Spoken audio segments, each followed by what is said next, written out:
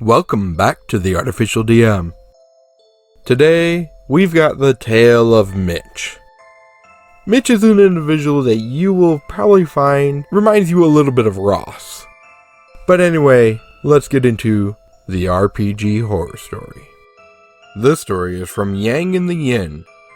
What do I roll to roleplay? A few years ago, I was playing in a Pathfinder Skull and Shackles campaign. My character was the captain of our ship, and we all had a really great time playing. All of us except for one player who all called Mitch.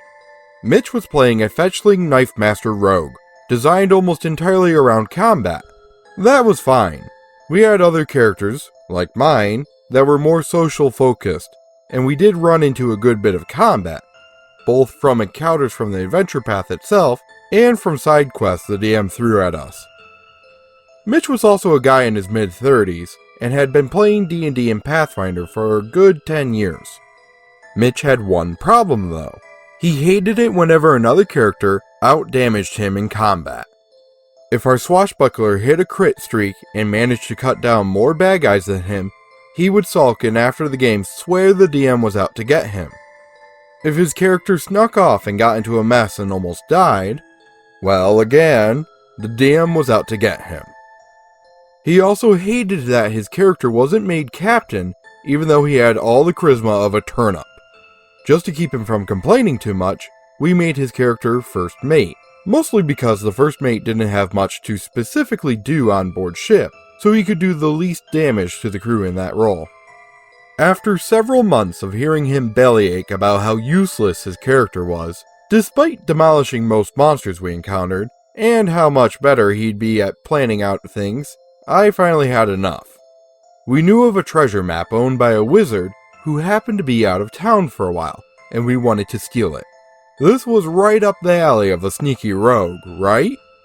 I made a big show of letting Mitch plan out the heist, telling him he had the entire resources of the ship and crew at his disposal.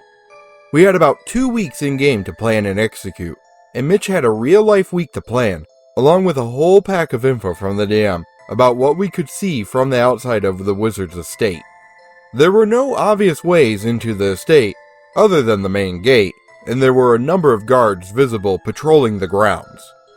Mitch complained for the entire week we had to plan about how unfair the situation was.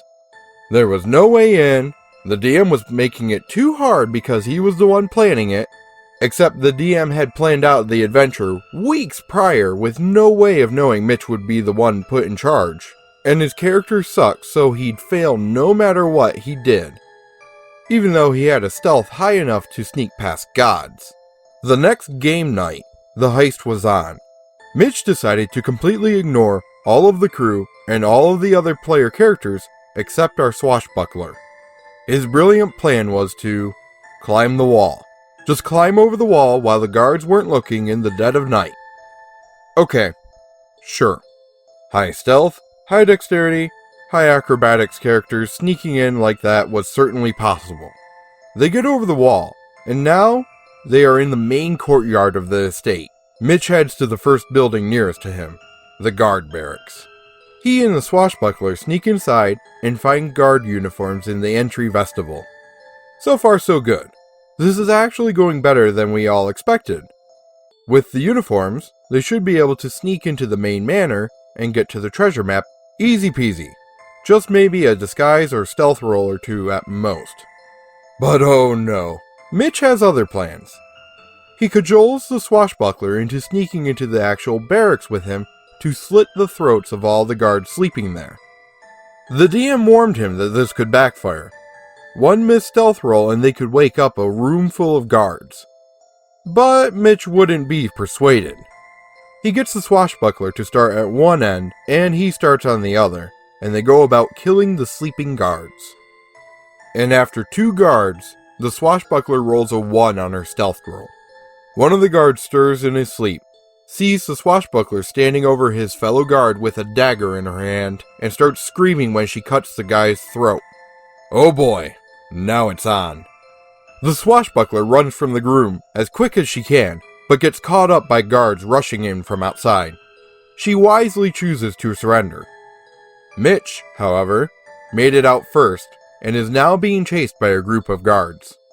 They begin flanking him, and archers begin firing on him as he nears the wall.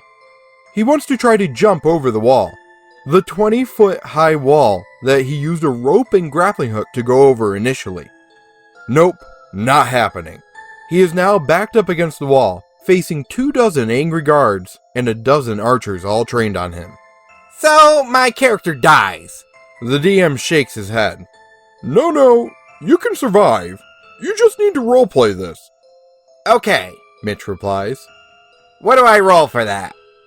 Everyone at the table goes silent and looks at Mitch. He's holding a D20 in his hand. We all burst out laughing. Everyone but Mitch, of course, who thinks we're all being unfair and laughing at him. We were, but still. Do I just roll diplomacy or something? He shouts. I mean, it depends on what you say, the DM explains. What are you saying to these angry folks with spears and bows pointing at you? I don't know. Can't I just roll? No, I don't know what you'd roll unless you tell me how you're trying to get out of this. The DM is trying to be patient, but he's gotten tired of Mitch's constant whining too. Which one is best for this? The DM shakes his head. No, you have to tell me how you're convincing the guards not to kill you. Well, I guess my character just dies then, Mitch says, sulking. We all look at him, everyone being quiet because we've all gotten tired of this complaining too. The DM sighs. Look, can't you just tell me what you want your character to do? Climb the wall, Mitch says. The DM shakes his head. You're not being fair! You can't climb up. They would just steer you from behind. You have to roleplay this out. I don't know what to roll for that, Mitch shouts. Now he's getting testy, and the rest of us are about to step in when he says, I take out my knife and slash my own throat so they don't get to kill me. Everyone stops. The DM looks at him. Are you sure that's what you want to do? It's clearly the only thing I can do, he snaps back. The DM sighs, looks at all of us, and continues on. Okay, you slash your own throat. As a knife master, you know right where to cut. As you bleed out, the guards look at you with a mix of horror and revulsion, confused why you wouldn't even try to surrender to them. Mitch gets up from the table, takes his stuff, and leaves. Over the course of the next week, he complains on our group chat that the DM, who was not on the chat, had it out for him and made the entire scenario impossible. We all try to explain to him that the swashbuckler survived. She surrendered and was put into the estate's dungeon, and we were all going to rescue her next game. Mitch repeatedly claimed that the DM gave him no way out and no options. Eventually we just let him rant for a few days and waited for him to roll up a new character, an almost carbon copy of his previous character.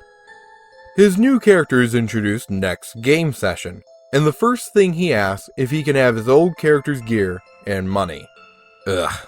That was the end of part 1. On to a part 2. Mitch's End. As promised, here's what happened with Mitch after he dramatically killed off his character because he refused to even say what he wanted to do. First off, let me answer some of the questions from that thread. We didn't kick Mitch out for a number of reasons, but mainly because he was a good friend with the DM, and he had actually been the person to put the group together, so we felt like we kind of owed him. As for his 10 years of experience, I know of some of the games he played in, but no real specifics on whether he had similar problems. I'm assuming he did, since he rarely told any stories of those games, and when he did, it was just combat stories. He also was a wargamer, but not hardcore by any means. We also didn't have any problems with him wanting to play a very combat-focused character, but he really did seem to come at the game as if it were a video game. So on with the Tale of Mitch. After killing his character off, he rolled up a new character that was, as I previously stated, basically a carbon copy of his original. Or more precisely, he apparently went to a website and looked up the best combat build he could find. His new character was a tiefling slayer, essentially the same as his rogue, but focused on bows instead of knives, and without some of the stealth and utility, because he didn't want to be responsible for anything but shooting things. We all sort of rolled our eyes at this, but figured if it kept him from complaining that he was useless, it was something we could all live with. Our DM made any new character start at level 1. That might sound harsh, but with the Pathfinder downtime rules, you could pretty quickly catch the character up to the rest of the party. We also had a good amount of character downtime because the DM was using the Kingmaker rules, and we were building a pirate island city/kingdom that required downtime to manage. 2 new players had gone through this, and had taken no more than 2 sessions to be up to par with the rest of the player characters. We also maintained an armory on our ship with weapons, armor, and gear that player characters could basically use as needed, and any magic weapons or whatever that we didn't sell went into that armory for use. Mitch, however, was not happy that he had to start at level 1. He wanted the character to be fast-tracked back to his previous level. He also wanted all of the gear from the old character. The DM pointed out that the guards would have taken everything of value off of his body, so it was now all in the wizard's possession. Mitch argued that his character wouldn't have taken all of his good stuff with him on the mission, despite clearly using the armor class, weapon damage, and other effects of his gear. The DM flatly said no, but did allow that some of the items on Mitch's character sheet would have been left behind in his cabin on the ship, including most of his gold and some of his sundries, like the sea charts he never used, and the super expensive spyglass he had found, and also never used. The thing was though, we weren't giving that stuff to his new character. We were pirates, and generally evil in alignment, and there was no reason we would give some new guy who just showed up all of the gear and money of our dead first mate. We put his gold into the ship's funds and split up the remaining gear among the player characters and high-ranking NPCs on board. He had to make do with gear he had in the armory for his new character, which was still pretty good stuff, including enchanted armor and a load of magical arrows, since he mostly used crossbows and not regular bows. Mitch was pissed, but he played it off as a joke. He would say things like, "How is the stolen spyglass working for you?" Or, "It sure would be nice if my new character had anything that could help him out here, but I guess it was more important to steal my stuff." We all knew they weren't joking at all, and more than once someone pointed out that we hadn't stolen anything since the character was dead, and even if we had, well, pirates, you know? He was also unhappy that we rescued the swashbuckler from the wizard's guard. Some folks in the original thread had asked why the guards didn't just kill her when she surrendered, but that was mostly because the guards were actually the good guys. They were lawful, we were evil pirates. They also knew the wizard would want to question the intruder, so she was tossed into a cell in the manor dungeon, waiting for the wizard to return to interrogate her. The rest of the player characters mounted a rescue, using the NPC ship's crew to create a distraction for the guards while we broke her out. We also stole the treasure map. Mitch was angry because, of course, he thought the DM was out to get him and had made the rescue too easy, which was funny because my character was killed in the battle. He got better, but only thanks to the clutch heal from our war priest. Mitch continued to complain about his new character's gear. He also complained about not doing as much damage as our characters, even though he was a lower level than us at this point. We were all getting sick of the complaining, and we all had tried to explain that he would catch up soon. Then all of a sudden, his character started rolling really, really well. Like, abnormally well. He was rolling a natural 20 more than I'd ever seen. It was very strange, but he rolled right out in the open in the dice tray so we could all see the rolls. With this sudden infusion of luck, his character started getting kill after kill as we worked through a lost city full of serpent men. We didn't find out until after Mitch had left the group that he had picked up a trick D20 with more than 120 on it and no lower numbers. In the lost city, we encountered an army of terracotta warriors. They had a high damage resistance versus piercing and slashing damage, and even with his magical crit dice, Mitch still wasn't doing much damage. Cue a complete fit from Mitch, as our cleric, wielding a warhammer, started doing more damage than him. Suddenly, his character was completely useless, and he claimed that the DM had specifically set up this encounter to mess with him. The entire scenario was from an old D&D module that the DM was repurposing. The setup, the creatures, all of it was right out of the module. Mitch was also dating the player of the Swashbuckler, and around this time, they had a really big fight, which spilled onto the game chat channel. Mitch had apparently been gaslighting this poor woman for months. Every time she had a problem or an issue, he tried to convince her that it was just in her imagination, or she was overreacting, or something similar. He also complained to her about how much better her character was than his, and how the DM was favoring her. That was not at all true, but it was the only way Mitch could feel good about himself. The two finally had a huge falling out and broke up. Mitch made it pretty clear on the gaming channel that it was him or her, and he very expected all of us to beg him to stay and kick her out. He was genuinely surprised when we all chose her. He again had to say it was because we were favoring her because she was a woman. Never mind that she never complained, played her character well, and was generally a nice person that we all liked being around. She was also not the only woman in our group. We had 3 women and 4 men, not including the DM. And none of the other players felt we had favored her in any way. We all told Mitch to take a hike, and we also had to talk to the DM, who agreed that it was time for Mitch to go. That was the last I saw of Mitch. I heard from the DM later that he had tried to put together another game, but it had fallen apart. Oddly enough, he had been accused of cheating and had been caught with his trick D20. The pirate game continued on for about a year, and finally broke up because of the DM's work schedule. Still, it was a great game, even with Mitch and his issues. Wow. So, the fact that he wanted to climb the he wanted to just leap over the 20-foot wall. That, in addition to the blatant cheating, the trick D20, that just is low when it comes to interacting with your other players around the table. You can't disrespect the people that you're playing with by cheating.